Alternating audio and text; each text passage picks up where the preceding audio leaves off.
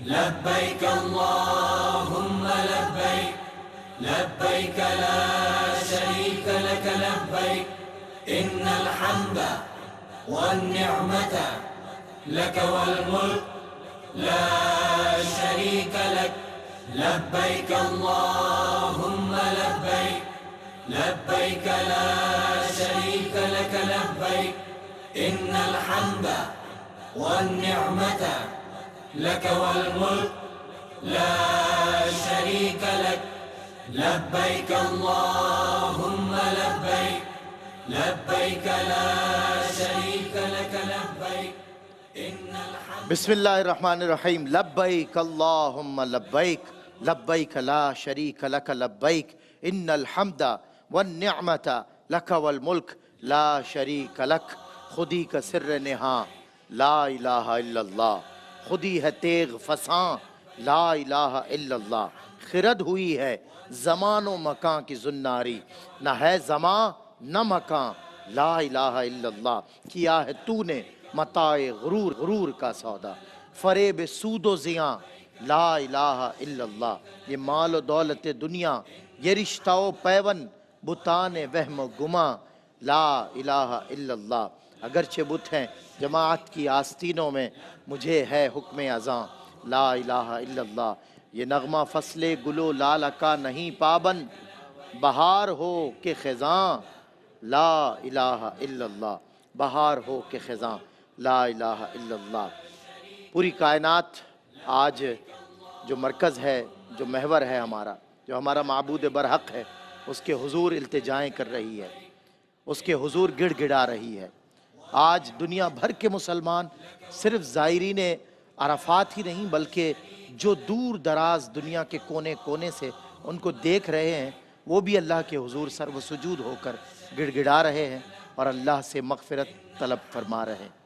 یہ سب کے سب اللہ کے حضور جو اس وقت سر و سجود ہیں جو اس وقت اللہ کی بارگاہ میں کیونکہ بڑی اہمیت ہے اس دن کی ان لمحات کی وہ خوش نصیب مسلمان جو حجاز مقدس میں موجود ہیں جو میدان عرفات میں موجود ہیں اور آپ نے ملاحظہ فرمایا کہ ابھی جو خطبہ حج ہے امیر حج جناب یوسف بن محمد شیخ یوسف بن محمد نے جو خطبہ حج فرمایا اس کے حوالے سے بھی انشاءاللہ علماء کرام سے سمجھیں گے کہ اس میں جن نقطوں پہ بات کی گئی اور خطبہ حجۃ الوداع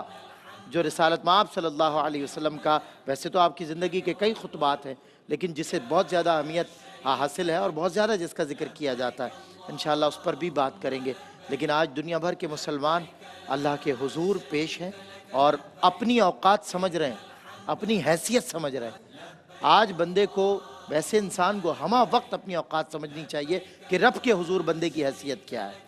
جب مجھ کو اپنی ہستی کا چل جائے ایک روز پتہ سامنے میرے جب ہو تو لا الہ الا ہو اللہ رب العزت کے حضور تن پہ دو کپڑے پراگندہ بال حلیہ دیکھیے دیوانہ وار مستانہ وار بس رب کی رضا کی خاطر چلتا چلا جا رہا ہے اس کا بندہ یہ رحمان کے بندے بڑھتے چلے جا رہے ہیں چلتے چلے جا رہے ہیں تو یہ منظر ہے جو انسان کا دل جو ہے وہ سینے سے باہر آنے لگتا ہے اور وہ اس دوری کو اس تڑپ کو بھی محسوس کرتا ہے وہاں کے لوگوں کی خوش نصیبی کو بھی محسوس کرتا ہے اور چاہتا ہے کہ کاش ان لوگوں میں اس کا بھی شمار ہو بہرحال میں دور رہ کے بھی ان سے قریب ہوں احسن میرا مقام ہے ہجر و وصال سے آگے اور اب ہم اپنے آج کی اس نشست کا آغاز تو چکے اللہ صبح سے ہو چکا خطبہ بھی آپ نے ملاحظہ فرمایا حضور کی بارگاہ میں مدحت بھی پیش کی گئی اللہ کی حمد بھی بیان کی گئی مناجات کا بھی ایک دور چلا اب ملک پاکستان کے مستند اکابر اور جید علماء کرام کے ساتھ میں حاضر خدمت ہوں جن میں استاذ العلماء حضرت علامہ مولانا مفتی محمد اکمل مدنی صاحب دامت برکاتہم العالیہ تشریف فرما ہوئے ہیں اور آپ ہی کے ساتھ خطبہ حج کا جو ترجمہ اردو فرما رہے تھے اور آپ دیکھتے رہتے ہیں عربی کیو ٹی وی پہ ہمارے بہت ہر دل عزیز عالم جناب مفتی احسن نوید نیازی صاحب تشریف فرما ہوئے ہیں اور آپ کے ساتھ آپ تو آلریڈی بیٹھے ہوئے ہیں الحمدللہ ہمارے ساتھ بھی ہمیں جوائن کیا اور تشریف فرمائیں جناب مفتی محمد ارشاد حسین سعیدی صاحب معروف و ممتاز عالم دین آپ تینوں حضرات کا خیر مقدم ہے بہت شکریہ آپ تشریف لائے خطبہ حج مفتی صاحب قبلہ آج کچھ اتحاد کی بات کی گئی اور اطاعت کی بات کی گئی اطیع اللہ و اطیع الرسول کو پیش نظر رکھا گیا ایک تو اس کو بھی پیش نظر رکھا جائے اس پر بھی کچھ ارشاد فرمائیے اس کے علاوہ رسول انعام صلی اللہ علیہ وسلم کے کئی خطبوں کی جس طرح ظاہر ہے کئی خطبات ہیں آپ کے، لیکن حجۃ الوداع کو بڑی اہمیت حاصل ہے، اور اس کے ہی نکات ہیں جو اب مغرب میں بھی ماشاءاللہ جنہیں اپنایا گیا اور لوگوں نے ترقی کی اقوام عالم میں. کچھ اس کے حوالے سے بھی ارشاد فرمائیں اور کچھ آج کے خطبے کے حوالے سے. اعوذ باللہ من الشیطان الرجیم، بسم اللہ الرحمن الرحیم. جو دو آپ نے اہم امور اس خطبے سے کشید کر کے جی موضوع بحث بنائے، ایک اتحاد امت اور دوسرا اطاعت جی اللہ تعالیٰ اور اس کے رسول کریم صلی اللہ علیہ وسلم کی، اور اس کے بعد جو وارثان نبی ہیں علماء اسلام جو قیامت تک آتے رہیں گے کہ ان کے احکام پر عمل پیرا ہونا جو شریعت کے موافق ہوں وہ بھی ہم پر لازم ہوتا ہے اور عین شریعت ہی ہوتی ہے. بالکل صحیح. تو اتحاد امت واقعی بہت ضروری ہے. نبی کریم صلی اللہ علیہ وسلم نے سواد اعظم کی اتباع کا اسی لیے حکم دیا، فرمایا اتبعوا سواد العظم من شذ شذ فی النار، ہمیشہ بڑی جماعت کی پیروی کرو، جو اس سے الگ ہوا وہ آگ میں الگ کیا جائے گا، کیونکہ وہ مسلمانوں کی طاقت ان کی میجورٹی کو توڑنے والا ہے. جب ہم ٹکڑیوں میں بڑھ جاتے ہیں، جیسے کہ آج کل یہ میرا آستانہ یہ تیرا آستانہ، یہ میری مسجد وہ تیری مسجد، یہ میرا ادارہ وہ تیرا ادارہ، یہ میرا مرکز عقیدت وہ تیرا مرکز عقیدت، اور اس کے بعد عدم برداشت کا جو معاملہ ہے اور دوسرے کو حقیر اور کمتر بظاہر سمجھنا اور خود کو اور اپنے مرکز عقیدت کو سب سے بلند و بالا، اور معاذ اللہ بعض اوقات تو رویہ ایسا ہوتا ہے جیسے معصوم عن الخطا ہے کوئی بڑا، اس طرح کے رویے، تو اس سے ہم ٹکڑیوں میں بڑھ گئے ہیں. ایسا ہی. وَاعْتَصِمُوا بِحَبْلِ اللَّهِ جَمِيعًا وَلَا تَفَرَّقُوا، اللہ نے وعدہ فرمایا کہ ایک دوسرے کو قریب ہو جاؤ، مضبوط اللہ کی رسی کو مضبوطی سے تھام لو، یعنی قرآن و حدیث کی تعلیمات کو پکڑ لو، اس کے تقاضے کے مطابق اپنی سوچ، اپنے فہم، اپنی طبیعت، اپنے جذبات، احساسات، اپنی عقیدتوں کو اس دائرۂ شریعت میں لے آؤ اور تفرقے میں نہ پڑو. اب جو اس سے دائرۂ شریعت سے پھلانگتی ہوئی چیز محسوس ہو، باہر نکلتی ہوئی محسوس ہو، اس کو چھوڑ دو. اتحاد.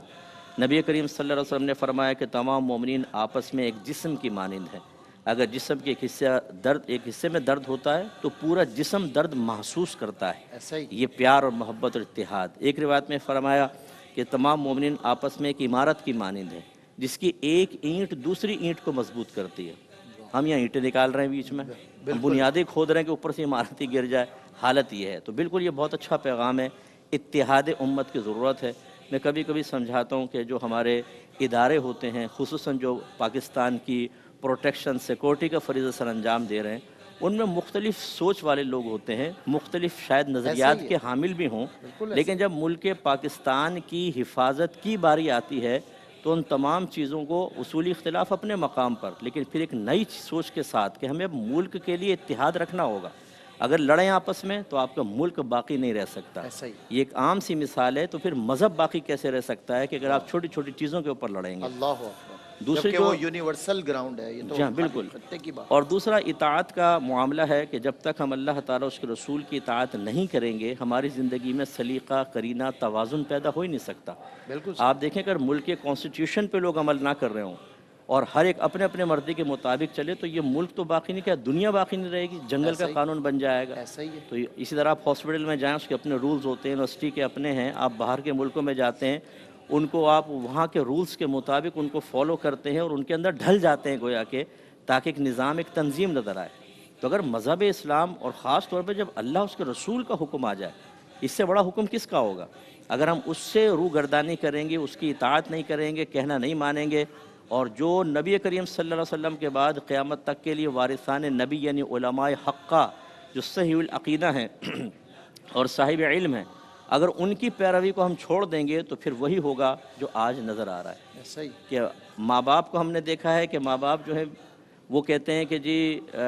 مفتی صاحب دیکھیں اولاد ہمارا کہنا نہیں مان رہی، اللہ تعالیٰ نے ہمیں اتنا مقام مرتبہ دیا ہے. ہم کہتے ہیں بالکل افسوس کی بات ہے، آپ بالکل ٹھیک کہہ رہے ہیں، اطاعت کرنی چاہیے، لیکن کیا اولاد کو اطاعت کی طرف مائل کرنے کے لیے دین... شکریہ بیٹا، بہت مہربانی ہے آپ کی. ہاں، تو اولاد کو کیا وہ دین سکھایا تھا کہ اولاد اللہ رسول کی اطاعت کرتے ہوئے آپ کے مقام و مرتبے کو سمجھے؟ وہ ہمارے ہاں ختم ہوتا ہے. ایک ٹیچر یہ کہہ رہا ہوتا ہے اسٹوڈنٹ کو میری رسپیکٹ کرو، لیکن کیا وہ ایسا بیہیو اختیار کرتا ہے، اللہ رسول کی ایسی اطاعت اختیار کرتا ہے کہ طالب علم کو کہنے کی ضرورت نہ پڑے، خود ان کے قلب میں رسپیکٹ پیدا ہو اور وہ اسی طریقے سے اللہ رسول کے حکم کے مطابق معاملات کریں؟ تو جب یہ اطاعت سے ہم ہٹتے ہیں تو پھر آپ دیکھیں کہ ہر طرف لا قانونیت، ہر طرف رمضان آتا ہے باہر کے ملکوں میں 50% ڈسکاؤنٹ، ایسا ہی ہے اور ہمارے ہاں 200% اپ ہو جاتی ہیں قیمتیں، آپ prices۔ اندازہ کریں۔ تو یہ صورتحال ہے، تو یہ دو چیزوں کو فوکس اسلامی رکھنا ریاست چاہیے، بالکل بس۔ اور آخری ایک جملہ اس پر کہ نبی کریم صلی اللہ علیہ وسلم کی وجہ سے تو ہر خطبہ ایسا ہے جیسے موتیوں کو لڑی میں پرو دیا گیا بے ہو، شک، جس ایک سبحان موتی کو نکال لے اس میں سمندر کے بے شک، سمندر بھرے ہوئے ہیں۔ بے شک بے شک ایسے۔ لیکن آخری خطبہ اس لیے اہم تھا کہ یہ آخری نبی کا وہ آخری خطبہ تھا جو ایک بہت بڑی جماعت کے سامنے نبی کریم صلی اللہ علیہ وسلم نے ارشاد فرمایا، صلی اللہ علیہ تو یہ بہت عظیم خطبہ تھا۔ اور چونکہ اس میں سرکار نے اپنی پوری تقریباً 23 سالہ مدت جو آپ کے اعلان نبوت کے بعد سے لے کر اختتام تک کی قرآن اور حدیث کی تعلیمات کا نچوڑ وہ بیان کرنا تھا، تو اس میں سے اتنی بڑی تعلیم ہو، قرآن دیکھیں، حدیث دیکھیں، اور اس میں سے اہم نکات نکال کر جماعت کے سامنے پیش کرنا ہو۔ ہم لوگ پریشان ہو جاتے ہیں بعض اوقات ایک سلیبس بناتے ہوئے کیا چھوڑیں اور کیا نہیں۔ نبی کریم صلی اللہ علیہ وسلم نے اتنا جامع خطبہ دیا کہ جیسے آپ نے فرمایا کہ اگر باہر کے لوگوں نے اس کو اپنایا تو انہیں عزت پالی، اگر ہم اس کو نافذ کر دیں تو معاشرے کا ایک بہت بڑا حصہ صرف اس ایک خطبے کی برکت سے انشاءاللہ بہت یعنی مثالی معاشرہ بن سکتا ہے، اور اللہ تعالیٰ کی بارگاہ میں انشاءاللہ مقام و مرتبہ حاصل کر سکتا ہے۔ تو ان خطبات کو ضرور پیش نظر رکھنا چاہیے، اور ہونا ہی چاہیے کہ ہمارے سلیبس کا حصہ بنے، اور یہ ہمارے جو آنے والی نسلیں ہیں وہ شروع سے اس کو سیرت مصطفیٰ کے تناظر میں ان خطبات کو بھی پڑھیں اور اس کو اپنے اوپر نافذ کریں۔ کیا بات ہے مفتی صاحب، بہت خوب ماشاءاللہ۔ اور ظاہر ہے آج اس خطبے سے منسوب جتنے بھی نکات ہیں یا اس میں سے جو بھی اقتباسات ہم نکالیں گے، اس سے مراد ہی اصلاح امت ہے،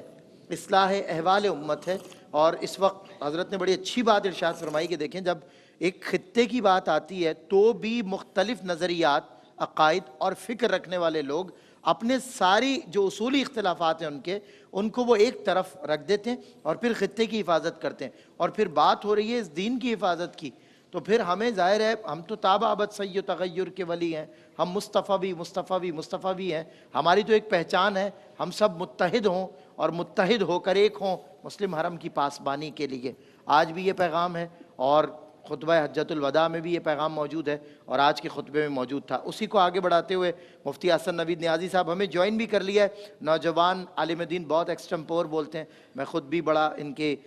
جو ہے وہ انداز گفتن کا بڑا مداح ہوں۔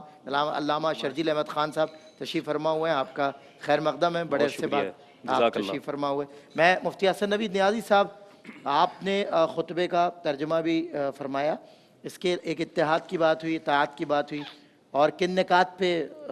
شیخ یوسف بن محمد نے جو ہے وہ ہماری توجہ مرکوز کروائی؟ بسم اللہ الرحمن الرحیم، صلی اللہ علیہ حبیب محمد وعلی آلہ وصحبہ بارک وسلم۔ آج کا جو خطبہ تھا امیر حج کا، اگر کنکلوڈ کیا جائے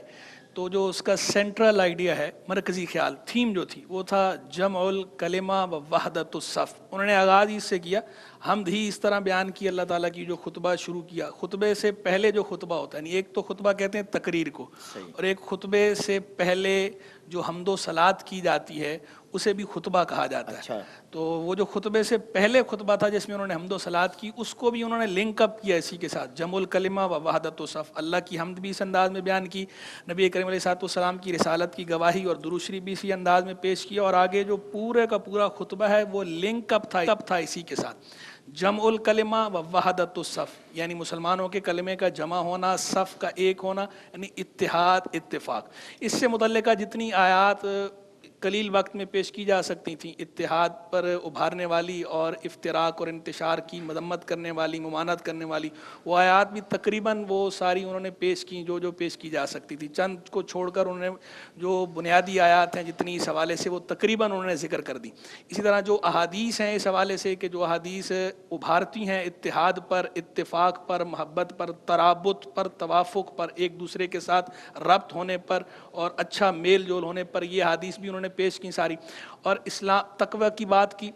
بات کو بھی اسی سینیریو کے اندر لے کر آئے، اور جو دین کے بنیادی 3 جز ہیں، ایک اسلام، ایک ایمان، ایک احسان، جو حدیث جبریل میں بیان ہوئے، وہ تینوں بھی انہوں نے بیان کیے. سرکار علیہ السلام نے جو اسلام کی تعریف فرمائی تھی کہ اسلام کیا ہے, جو اس کی 5 بنیادیں بیان کی, 5 ارکان بیان کی, وہ بھی ذکر کیے. جو ایمان کے سرکار نے 6 ارکان 6 بیان کیے تھے وہ بھی انہوں نے بیان کیے. جو احسان کی سرکار علیہ السلام نے تعریف کی تھی وہ بھی انہوں نے ذکر کی. اسلام کی بنیاد 5 چیزوں کی بتائی کہ اس بات کی گواہی دینا کہ اللہ کے سوا کوئی معبود نہیں اور محمد علیہ السلام اللہ کے رسول ہیں. نماز قائم کرنا, زکوٰۃ دینا, روزہ رکھنا, حج کرنا. یہ جو ارکان اسلام ہیں 5 ارکان 5 جنہیں کہا جاتا ہے, اس کو ذکر کیا. ایمان کے جو ارکان 6 ہیں ان کو بیان کیا کہ اللہ پر ایمان لانا, اللہ کے رسولوں پر ایمان لانا, اللہ کے فرشتوں پر ایمان لانا, اللہ کی کتابوں پر ایمان لانا, تقدیر پر ایمان لانا کہ اچھی اور بری تقدیر وہ اللہ ہی کی طرف سے ہے. ارکان 6 بھی ایمان کے بیان کی. احسان کی تعریف بیان کی کہ اللہ کی عبادت اس طرح کرو جیسے تم اسے دیکھ رہے ہو. حقیقت میں تو نہیں دیکھ رہے, لیکن جیسے اگر تم اللہ کو دیکھ رہے ہوتے تو جو تمہارا انداز ہوتا خشوع اور خضوع کا, تو وہ انداز اختیار کرو اللہ کی عبادت میں جیسے تم اسے دیکھ رہے ہو. اور اگر تم اسے نہیں دیکھ رہے تو یہ تو طے ہے کہ وہ تو تمہیں دیکھ ہی رہا ہے.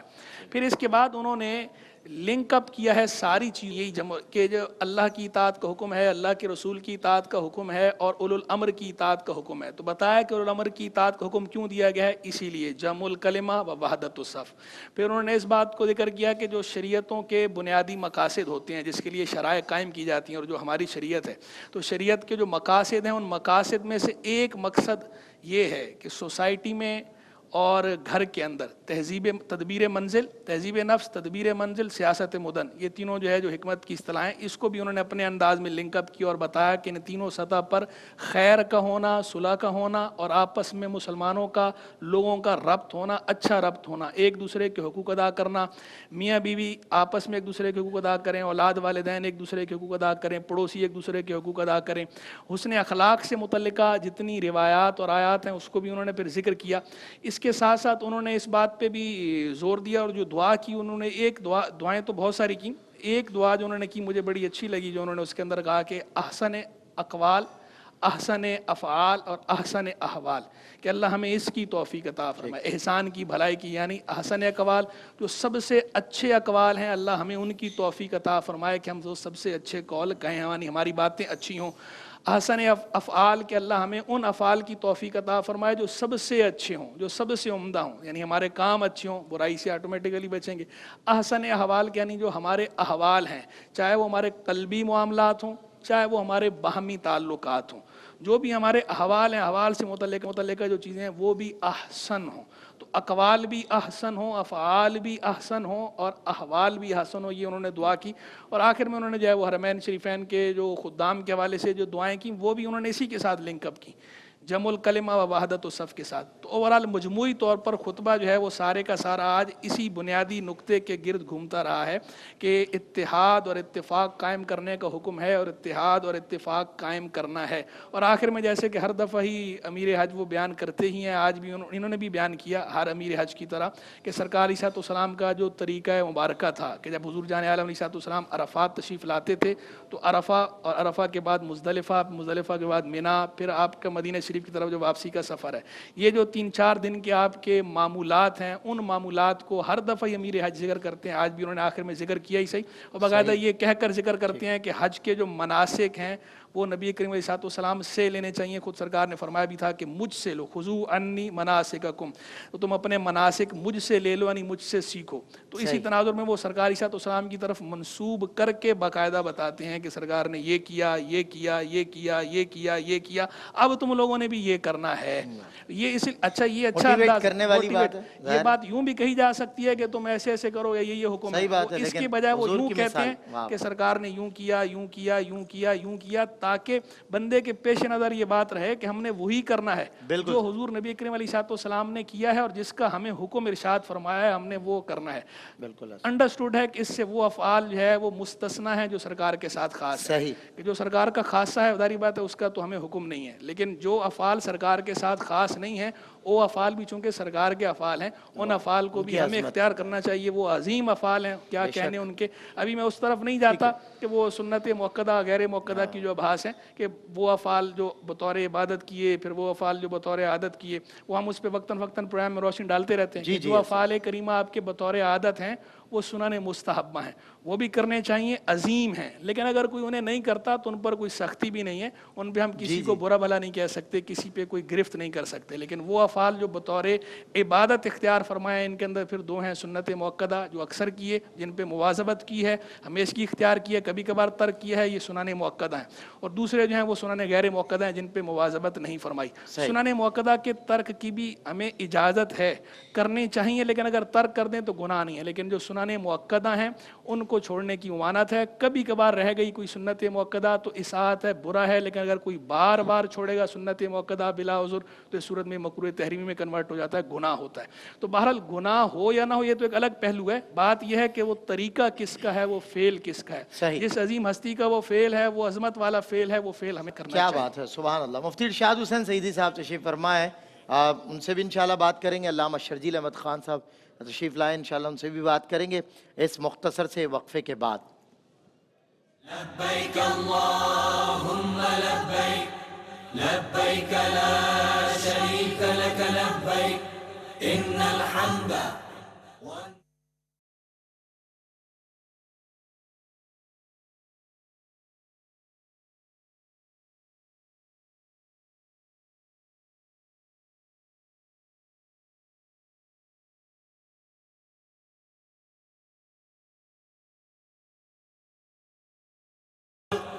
لا शरीक लक, लब्बैक अल्लाहुम्मा लब्बैक, लब्बैक ला शरीक लक लब्बैक, इन्नल हम्दा वन्निअमता लक वल मुल्क, ला शरीक लक, लब्बैक अल्लाहुम्मा लब्बैक, लब्बैक ला शरीक लक लब्बैक, इन्नल हम्दा वन्निअमता लक वल मुल्क, ला शरीक लक, लब्बैक। जी खुशामदीद नाजरीन, आपका खैर मकदम है एक मरतबा फिर, और आप देख रहे हैं हज बैतुल्लाह के पुरनूर पुरकैफ मनाजिर बराह रास्त मुल्क हिजाज से, मैदान अरफात से आपको मनाजिर दिखाए जा रहे हैं। और इसके अलावा पाकिस्तान के जय्यद अकाबिर मुस्तनद उलमा हमारे साथ मौजूद हैं, जो आज के दिन के हवाले से, खुतबा हज्जतुल वदा के हवाले से, आज के खुतबा हज जो अमीर हज ने दिया उसके हवाले से इरशाद फरमा रहे हैं, हमारे इस्लाह फरमा रहे हैं, हमें मोटिवेट कर रहे हैं। ये जज्बा जो बेदार रहना चाहिए, अल्लाह रब्बुल इज़्ज़त की बारगाह में बंदा खड़ा रहे, गिड़गिड़ाता रहे, मांगता रहे, अपनी हैसियत को ना भूले, वो समझ जाए इस बात को कि इस्लाम में जो डिक्टेटरशिप है वो सिर्फ़ अल्लाह ही को ज़ेबा है। बादशाही का तसव्वुर और निज़ाम सिर्फ़ अल्लाह के लिए होगा, और कोई डिक्टेटरशिप का कॉन्सेप्ट इस्लाम में इस तरह का नहीं है। बादशाही सिर्फ़ अल्लाह की है, हुक्म सिर्फ़ अल्लाह का चलेगा, बात सिर्फ़ अल्लाह की मानी जाएगी। अल्लाह और उसके रसूल की जब तक़लीद की बात होगी तो ये मुसलमान यहाँ पर अंधी तक़लीद का अक़ीदा रखते हैं और अल्हम्दुलिल्लाह और उस पर अमल भी करते हैं। एक झलक उसकी आज के दिन आपको नज़र आती है। बात इत्तेहाद की हो रही थी, आप देखते हैं मुख्तलिफ़ अक़वाम आलम यहाँ पर मौजूद हैं, रंग व नस्ल की तफरीक के बग़ैर कोई यहाँ पर किसी में फ़र्क नहीं है, एक ही सफ़ में खड़े हुए हैं सारे मुसलमान, दुनिया के कोने कोने से आए हुए, अफ्रीका से लेकर अमेरिका तक के बाशिंदे यहाँ रहमान के बंदे एक ही सफ़ में, एक ही लिबास में, एक ही हुलिये में खड़े हैं। किसी का कोई प्रोटोकॉल नहीं है, किसी में कोई फ़र्क नहीं है। ये है हैसियत बंदगान खुदा की, रब के हुजूर जब खड़े हों तो इस अंदाज से खड़े हों। मुफ्ती मोहम्मद इरशाद हुसैन सईदी साहब तशरीफ़ फरमा है। हज़रत खुतबा हज्जतुल वदा की तरफ आते हैं, उसमें इंसानी मसावात की बात की आप सल्लल्लाहु अलैहि वसल्लम ने, और उस इंसानी जो मसावात की बात है उसकी एक झलक, बहुत बड़ी झलक, मुसलमानों का इतना बड़ा सबसे बड़ा अजीम इज्तिमा वो यहाँ पे नज़र भी आ रहा है, वो झलक दुनिया देख भी रही है। आज क्या फरमाएंगे इस हवाले से, खुतबा हज्जतुल वदा और इंसानी मसावात? यकीनन आज का दिन बहुत अहम है, और हमारे यहाँ तो 8 ज़ुल्हज है, लेकिन 9 ज़िलहज यौम अरफा तमाम आज़मीन हज इस वक्त मैदान अरफात के अंदर तशरीफ़ फरमा हैं, और ये खूबसूरत और नूरानी मनाजिर हम देख रहे हैं और ARYQ TV के ज़रिए से भी दिखाए जा रहे हैं। ये सारा मंज़र जो है वो हमें इंसानी मुसावात का एक बेहतरीन दर्स देता है कि जब मुख्तलिफ़ ख़ित्तों से आए हुए लोग, मुख्तलिफ़ कौमियतों से और मुख्तलिफ़ नस्लों से ताल्लुक़ रखने वाले लोग, मुख्तलिफ़ कबाइल से ताल्लुक़ रखने वाले लोग, जब वो सारे जमा होते हैं मैदान अरफात के अंदर, एक ही लिबास है और एक ही बोली है,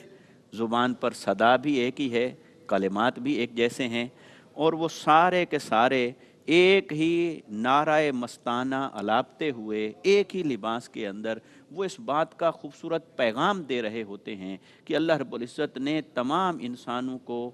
برابر پیدا فرمایا ہے اور تمام انسان اللہ کے حضور اسی طرح مطیع اور فرما بردار ہیں، اسی طرح محتاج ہیں۔ اور جب حضور نبی اکرم صلی اللہ علیہ وسلم نے اپنے حجۃ الوداع کے اندر خطبہ ارشاد فرمایا تو آپ نے بھی سورہ الحجرات کی یہ آیت مبارکہ آپ نے اپنے خطبہ میں ذکر فرمائی کہ جس میں اللہ رب العزت نے ارشاد فرمایا یا ایھا الناس انا خلقناکم من ذکر و انثی وجعلناکم شعوبا وقبائل لتعارفوا، کہ اے تمام لوگوں، اللہ تبارک و تعالی نے تمہیں ایک مرد اور ایک عورت کے ملاپ سے پیدا فرمایا ہے، یعنی تمام انسانوں کی تخلیق کو اللہ رب العزت نے مرد اور عورت سے اور اپنے نظام تخلیق سے مرہون منت فرمایا ہے۔ اور پھر فرمایا وَجَعَلْنَاكُمْ شُعُوبًا وَقَبَائِلًا، تمہارے یہ جو قومیں بنائیں، قبیلے بنائے، مختلف گروہ بنائے، یہ کسی تفاخر کے لیے نہیں بنائے، نہ ہی کسی امتیاز کے لیے بنائے، نہ یہ اس بات کا اظہار ہے کہ کوئی اوپر ہے اور کوئی نیچے ہے، بلکہ لِتَعَارَفُوا، یہ قبیلے اور قومیں، برادریاں، یہ ہیں صرف تعارف اور پہچان کے لیے۔ ان اکرمکم عند اللہ اتقاکم، اللہ کے ہاں جو تکریم کا معیار ہے، عزت کا معیار ہے، عظمت کا معیار ہے، کسی کے بلند ہونے کا جو معیار ہے وہ صرف ایک ہی ہے اور وہ ہے تقوی۔ کیا بات۔ اور آقا علیہ الصلوۃ والسلام نے اسی تقوی کی تلقین بھی فرمائی، فرمایا اوصیکم بتقوی اللہ، میں تمہیں اسی تقوی کی وصیت فرماتا ہوں، اور وہی معیار ہے اللہ کے ہاں تکریم اور عزت کا، ورنہ تو تمام انسان ہونے میں بھی برابر ہیں، انسانی بنیادی حقوق میں بھی برابر ہیں، اور اللہ رب العزت نے انہیں یہ مساوات، بنیادی مساوات عطا فرمانے کے بعد پھر ان میں کچھ جو فرق رکھا ہے، وہ فرق کچھ رنگ کا بھی ہے، صلاحیتوں کا بھی ہے، استعداد کا بھی ہے، اسباب کا بھی ہے، مگر یہ دنیاوی فرق ہیں، یہ دنیاوی امتیازات ہیں۔ اللہ کے ہاں جو امتیاز کنسیڈر کیا جاتا ہے، جو میٹر کرتا ہے، وہ ایک ہی ہے، وہ تقوی ہے، کہ جو تقوی والا ہے وہ بلند رتبے والا ہے۔ اگر ہم قرآن مجید کی اور آقا علیہ السلام کی خطبہ حجۃ الوداع کی ان تعلیمات کو مد نظر رکھیں اور آج ہم اپنے آپ کو دیکھیں اور اپنے معاشرے کو دیکھیں تو ہمارے ہاں تو یعنی میں یہ کہوں گا کہ یہ نظر ہی نہیں آتا کہ یہ معیار ہمارے ہاں برقرار رہ گیا ہے عملی طور پر۔ تھیوریٹیکلی ہر کوئی اسے مانتا ہے اور ہر کوئی اسے بیان کرتا ہے، مگر عملی طور پر ہمارے ہاں کسی شخص کے عظمت اور بلندی کے لیے یہ معیار رہا ہی نہیں ہے کہ وہ صاحب عمل ہے، وہ صالح ہے، وہ نیک اور متقی ہے، وہ اللہ اور اس کے رسول صلی اللہ علیہ وسلم کی تعلیمات کو ماننے والا ہے اور حدود اللہ کی پاسداری کرنے والا ہے۔ ہمارے ہاں تو جو معیارات ہیں اس میں سب سے پہلے تو آ گیا ہے منصب، پھر ہے اس کے بعد مال،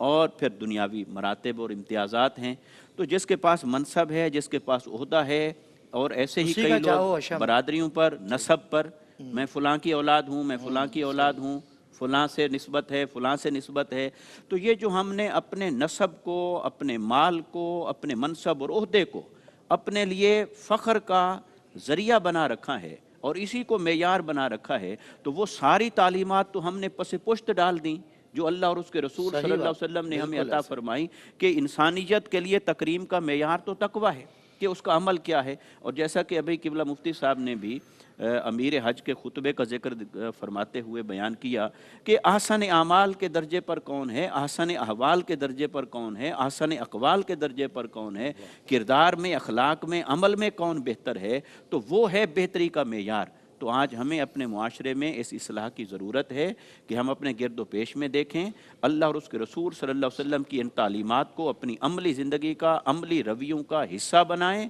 اور فخر اور امتیاز صرف اور صرف تقوی اور عمل صالح پر ہے۔ اور یہ جو ہم نے جس راستے پر ہم چل پڑے ہیں، یہ راستہ جو ہے یہ اللہ کے ہاں مقرر نہیں ہے۔ اللہ تعالی ہمیں بھی وہی معیارات نصیب فرمائے جو آقا علیہ الصلوۃ والسلام نے اپنے اسوہ حسنہ سے ہمیں عطا فرمائے۔ کیا بات ہے مصطفیٰ، جزاک اللہ، بہت خوب، ماشاءاللہ۔ میں علامہ شرجیل احمد خان صاحب کی طرف آتا ہوں۔ جب ہم یونائٹڈ نیشنز کے چارٹر آف ہیومینٹی کی بات کرتے ہیں تو وہاں بھی ہمیں جتنے بھی انسانی حقوق یا ہیومن رائٹس کے جو پوائنٹس نظر آتے ہیں، ڈیفینیٹلی میں نے IR میں ہی ماسٹرز کیا، اور وہ جو خاص طور پہ 14 پوائنٹس کی بات ہوتی ہے جو 14 اہم ترین اور پورے پراپر آپ سے ہی اخذ کیے گئے. اس کے علاوہ اغیار کے جتنے بھی فلسفی ویسٹ کے ہیں, مغرب کے اسپیشلی بہت زیادہ فیمس جو فلاسفرز ہیں, ان کی فلسفی میں بھی ہمیں اسی طرح کے پوائنٹس نظر آتے ہیں. اقوام عالم میں عزت پانے والے ان نکات سے عزت پا گئے جو رسول انعام صلی اللہ علیہ وسلم کے حجۃ الوداع کے خطبے میں ہمیں نظر آتے ہیں. مثال کے طور پہ ایک مائیکل ہارٹس کہتا ہے forgive the people without their apology, include the people who excludes you. اس طرح کی باتیں کر کے ان کی ان باتوں کو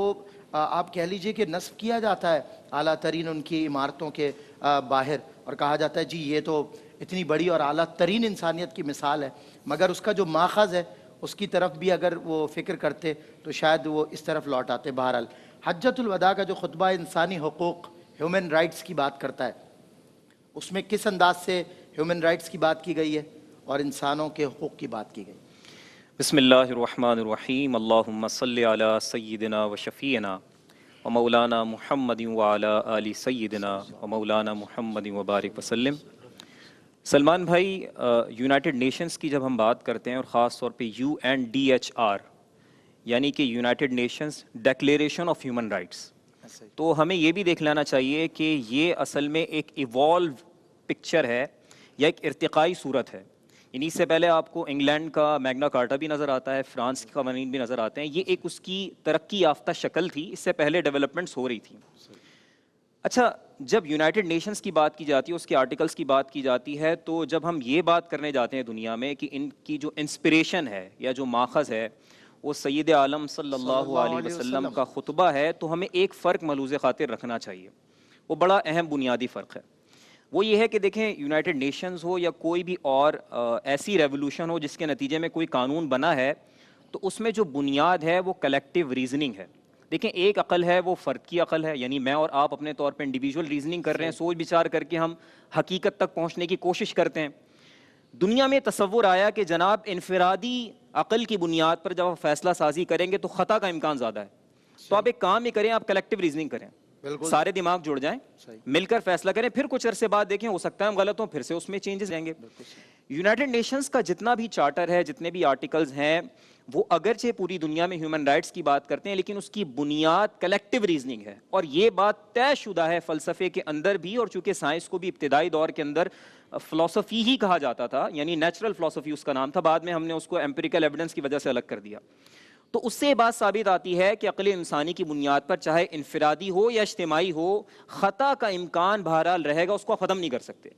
اور کیا انسان ایسی مخلوق ہے کہ کسی ایسے پیمانے کو انتخاب کر کے خیر و شر کا فیصلہ کریں جس کے بار بار خطرے میں گرنے کا امکان ہے؟ ایسا نہیں ہو سکتا. یعنی عقل بھی کہہ رہی ہے کہ کوئی پیمانہ ایبسولوٹ یا حتمی ہونا چاہیے, وہ اللہ رب العزت کی جانب سے آنے والی وحی اور کچھ نہیں ہے.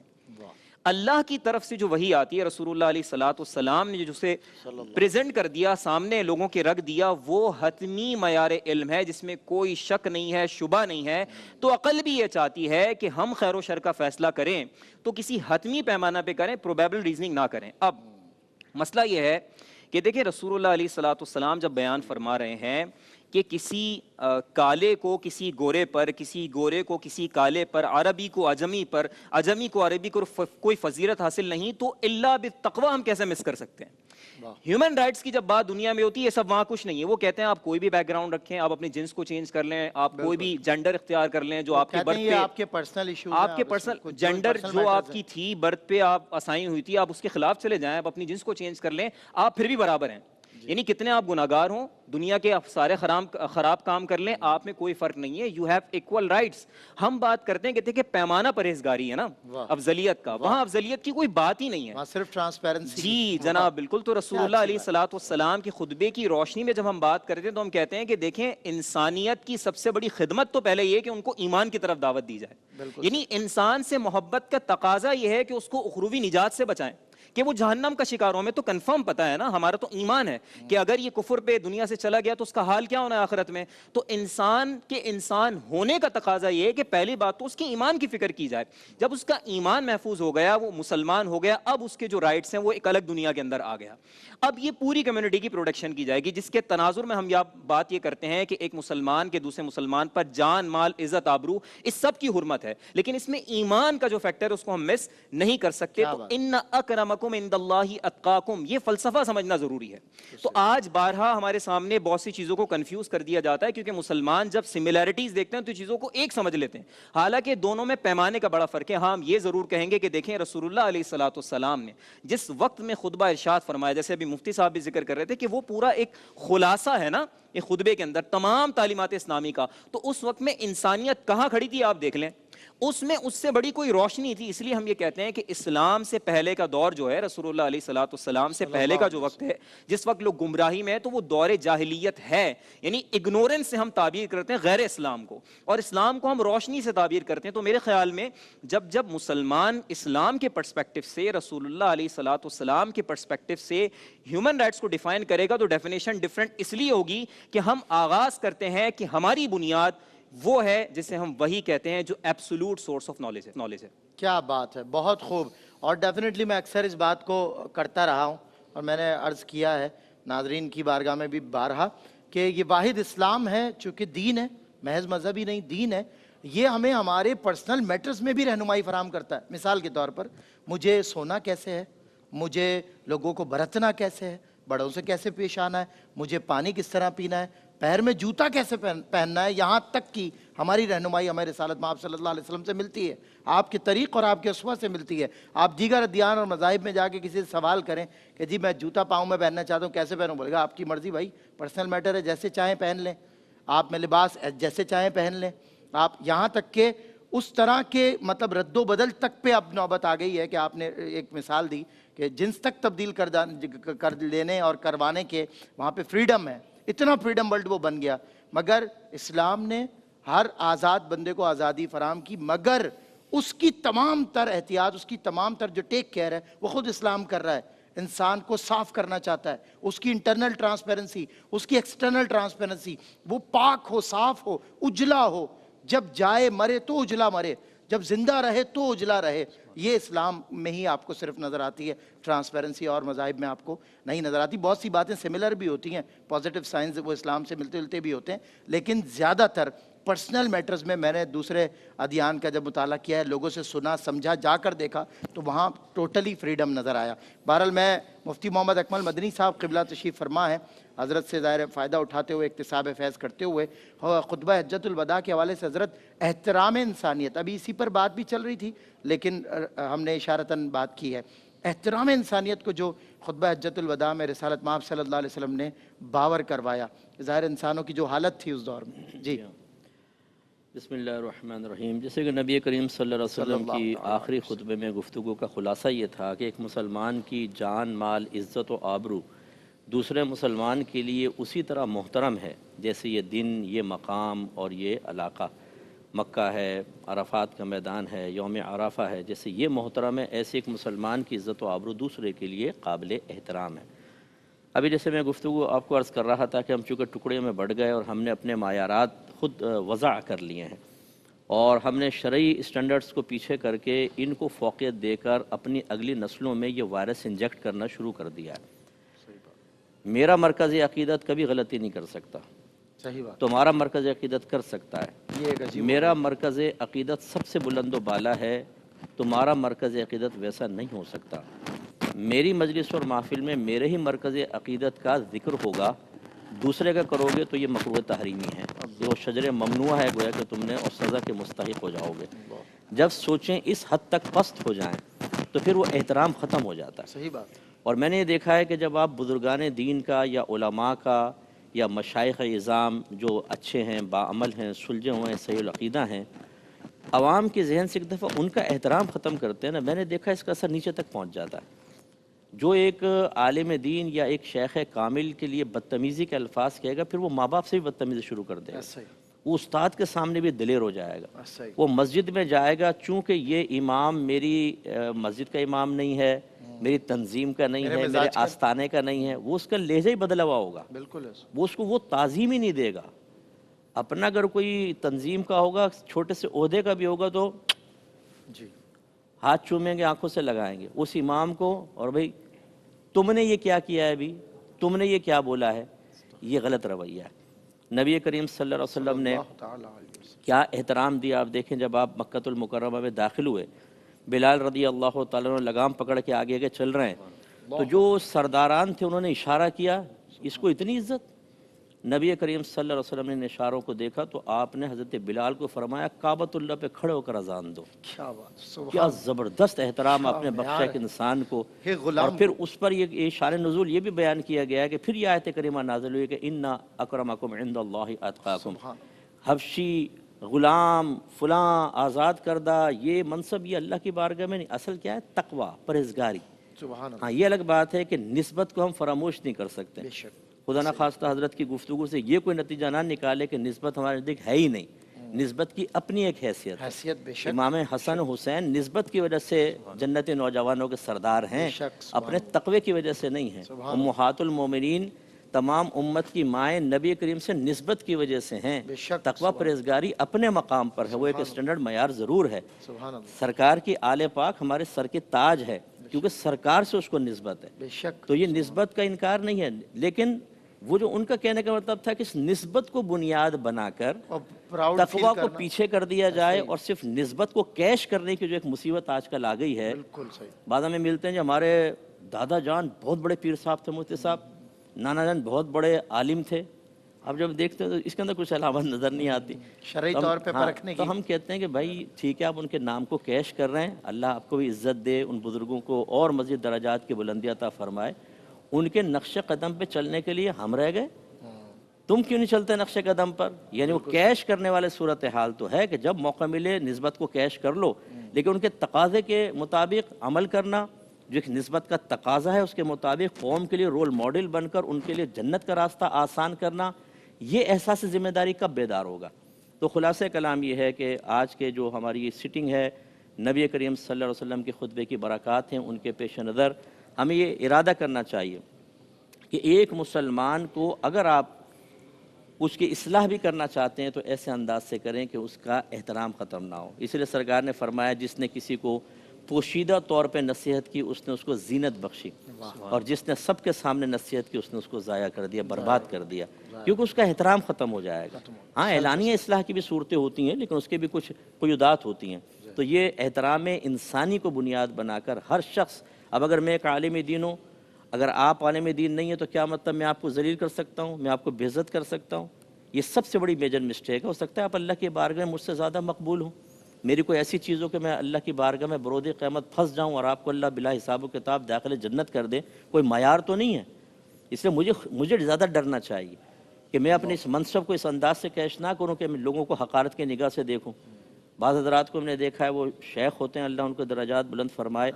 تو وہ اپنے مرید کو ہاتھ تک ملانا پسند نہیں کرتے، ایسا ہی یوں چلیں گے، مرید ہاتھ بھی لگائے گا تو یوں ہٹا لیں گے ہاتھ، وہ ڈر کے بیچارے پیچھے بس دور سے استلام کر کے وہ کہتے ہیں بھی کافی ہے، بس اتنا ہی صحیح ہے، یا تھوڑا سا ہاتھ یہ بس اتنا ٹچ۔ صحیح بات، تو یہ جو طریقہ کار یہ نبی کا طریقہ تو نہیں ہے۔ ہاں، مدینے کی جو جاریہ ہوتی تھیں، کنیزیں، وہ بعض اوقات بچیاں سرکار کا دست مبارک پکڑتی ہیں کہ ہمیں کچھ کام ہے ہمارے ساتھ چلیں، سرکار ساتھ چلے جاتے کیا کہنے۔ اور اسی طرح جب سرکار کسی سے مصافحہ کرتے، وہ جب تک خود ہاتھ نہ کھینچ لیتا سرکار ہاتھ نہیں کھینچا کرتے کہ نہیں فیل کرے گا۔ ایسے حضرت انس بن مالک رضی اللہ تعالیٰ عنہ کہتے ہیں کہ 10 سال میں نے سرکار کی خدمت کی،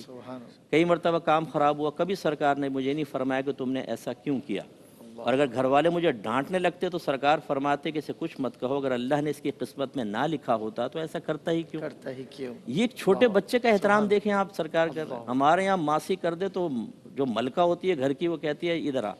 تیری وہ ویسی بیچاری وہ اپنے آپ کو کمتر سمجھ رہی ہوتی ہے، اس کی عزت اتار کے ایسا ہاتھ پہ رکھ دیتے ہیں کہ ہو سکتا ہے وہ آئینے کے سامنے کھڑے ہو کے اللہ نہ کرے کہ وہ دل سے شکوہ کرے، اللہ تو نے کس مجھے مقام ذلت پر پہنچا دیا، نہ دنیا بھی مال و اسباب ہیں، روزانہ عزت اتار کے میرے ہاتھ پہ رکھی جاتی، یہ کیا معاملہ ہے، یہ غلط چیز ہے۔ بس ایک میں آخر میں عرض کروں گا، حضرت ابو ذر غفاری رضی اللہ تعالیٰ عنہ اپنے غلام کے ساتھ جا رہے تھے، جیسے لباس خود پہنا ہوا اس نے بھی پہنا ہوا، کسی نے پوچھا یہ مماثلت کیوں؟ ارشاد فرمایا کہ ایک دفعہ میں نے اس کو کہہ دیا تھا، اس کی ماں کی وجہ سے عار دلائی تھی، ایک روایت میں کالی کے بیٹے کہہ دیا تھا،